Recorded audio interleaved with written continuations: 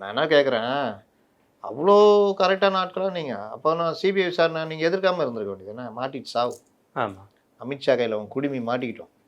அதை நாங்கள் சொல்லுங்களேன். மிலாட் நீங்கள் வந்து என்ன வேணால் பண்ணிக்கங்க மிலாட், சிபிஐ விசாரணை கூட கொடுத்து எங்களுக்கு ஆட்சேபணம் இல்லை. ஏன் கவர்மெண்ட்டே சிபிஐ விசாரணை போட்டுடலாமே, அழகா எஸ்கேப் ஆயிருக்கலாமே. எஸ்கேப் ஆகிருக்கலாமே. இன்றைக்கி உட்காந்துட்டு வேஸ்ட்டு அதெல்லாம் சொல்கிறதுக்கு அவர் குடுமி அங்கே மாட்டிட்டு சாப்பிட்டுன்னு போட்டிருந்தா, நீங்கள் சிபிஐ விசாரணை மட்டும் போட்டிருந்தா நீங்கள் சொல்கிறபடி 6 வருஷம் 7 வருஷம் போகுமே. ஆமாம், நீதிமன்றம் என்ன சொல்லுதுன்னா, இவர்கள் 2 பேரும் அடிச்சுக்கிட்டு இருக்கிறாங்க, இவர்கள் அரசியலுக்குள்ளே நாங்கள் போகவே விரும்பலை, இவர்களுக்கு எந்த இதுவும் கிடையாது. எங்களுக்கு 41 பேர் உயிரிழந்திருக்காங்க, 100 பேர் பாதிக்கப்பட்டிருக்காங்க. இது தேசிய பிரச்சனை மாதிரி.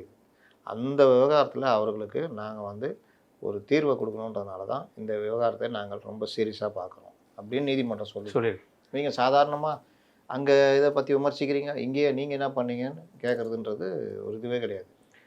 நேற்றைய தீர்ப்பு கிட்டத்தட்ட சம்மட்டி அடி தீர்ப்பு தான்.